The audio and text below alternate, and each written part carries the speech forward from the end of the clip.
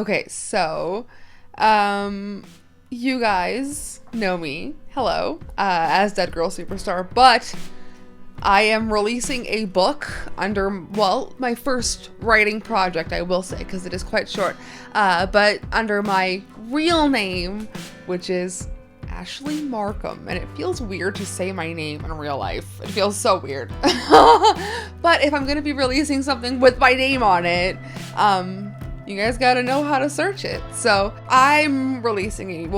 are releasing a short writing project that I came up with called Sundowners, a love story. And it is, I don't want to like spoil it for you because I think that when a twist does come, I think it's a good twist.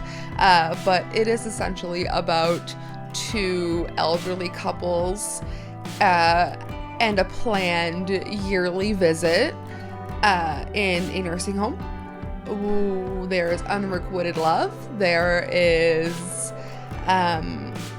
some unexpected things that happen, and I just want you guys to know that I put my love and soul into this short story, and I'm just so excited.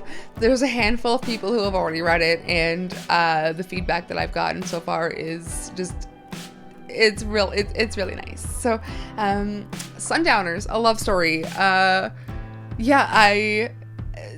title itself, there is a daycare. This is quite morbid. There's a daycare that I grew up. It used to be in my grade school, called Sundowners, and seeing that as a daycare, I decided to flip the name on its head and make it a nursing home name. I found it a little more fitting, but it is a love story in a sense.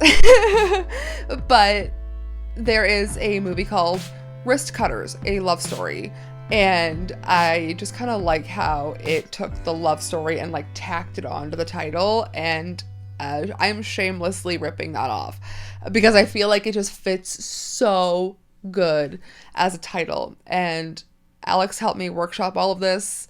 It's been really fun to just kind of get to know myself as a writer beyond other things, and to have more on the way. So we'll talk about that in a little bit, but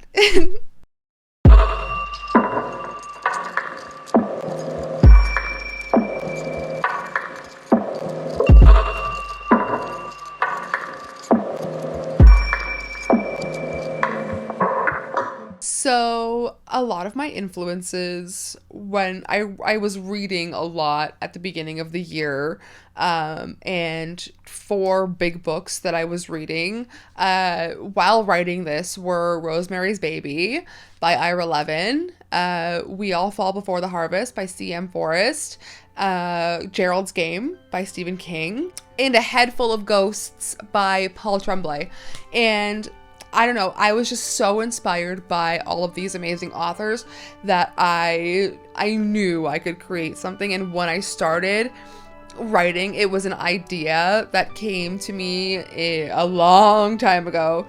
There is a documentary that, if you guys follow me on Patreon, you'll get all of this information and more, but there's a documentary called Some Kind of Heaven from 2019, directed by Lance Oppenheim, and it is about a retirement community. And while everything seems good and fine on the surface, it feels a little dystopian and empty when you look deeper into it. And I feel like that's one of my influences, because that's where the idea kind of came from.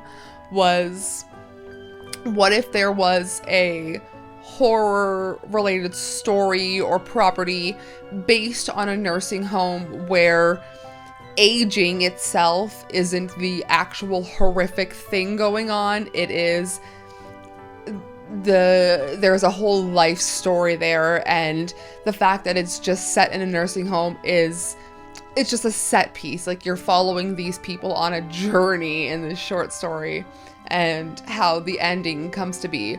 And I don't know, I just feel so...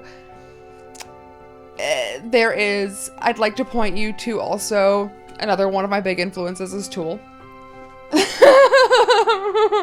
My favorite band in the whole entire world, but the album specifically 10,000 Days is a big one. That was a big influence for me while writing this, and listening to that over and over again, especially the songs Wings for Marie Part 1 and 2. I don't know, those are my big influences while writing this short, and I don't know, it just a head full of ghosts, I guess.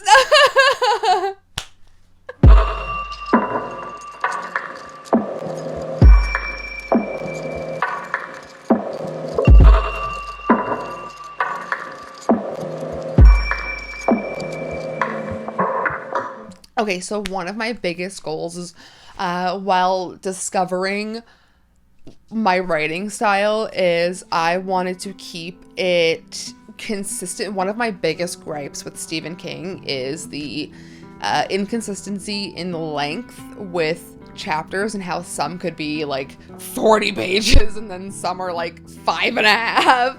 I wanted to keep my chapters pretty consistent. I wanted to keep them all, I wanted to make sure there was a hook that really kept you going, and it was always a goal of mine to write something that would, I don't know, there was a couple scenes that I really wanted, or a couple of things in the book that I really wanted to challenge myself to, I don't know, kind of write something shocking, and I wanted to feel as if I was writing something that I would feel shocked by.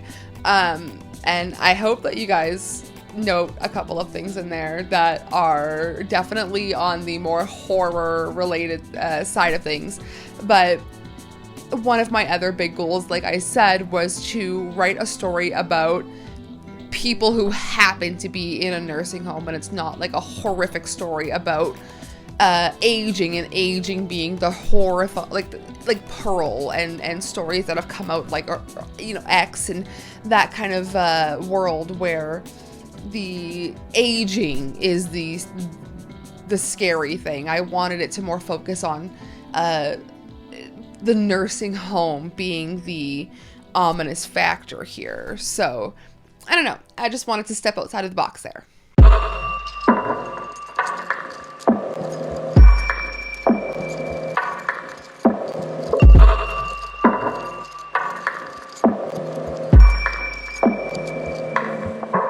Okay, so there's something about the fear of being displaced from your own home. I feel like if I go in too deep there, it's going to be a spoiler, but when my meme was sick and taking care of her, one of the big things that we wanted to do was keep her comfortable at home, and we never wanted to put her, you know, she always had to be with us at home, because there's a fear. She was scared of not being around her family, and there's a fear of going out one day and going somewhere where everything is different and scary, and there's people there that you should technically get along with if they're all your age group, but you don't fit in, and you don't, there's just something sinister about being just plopped into a group, a home with people who you're just expected to live your last days out with. There's just so much more that I want to say about happening upon a nursing home. But I hope that you guys read the story to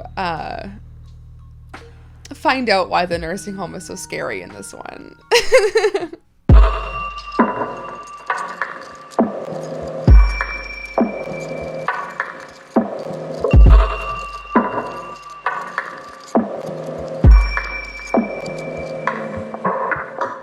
I've been through so many horrific things in real life. I have so many, like, things that I've been through that are just so, that I wouldn't wish upon my worst enemy. Unless my worst enemy is math. No. But I feel like I've lived out so many things that all of this stuff is not scary to me anymore. I feel like I've conquered the darkness, and I'm comfortable with all of the, that's dark to say, but I'm comfortable with scary things. I feel like it's not, I don't know, when you are in a world with like a romantic drama, like I feel like those kind of things like don't stick with you. Romantic comedies don't stick with me. Those kind of things don't stick with me. But when I see a really good horror movie, when I see something that is just so well made and so well crafted, and you know, it gives you the goosebumps and it makes you feel scared. Like I love that. I want something to, I want to feel real. I want a real scenario. I'm scared of scary faces. I want something to make, I want a visceral experience. There we go. Flatline. I want a visceral experience. I guess I'm just always looking for an adrenaline, I guess adrenaline. And I feel like horror movies give you that right healthy amount of adrenaline. So, Sundowners comes out on September 29th, 2023, and that will be my 8-year soberversary, which is very exciting, and it is my parents' anniversary, and I feel like it is a good day to just have something else come out on that day. So, September 29th, 2023 will be the release date for Sundowners.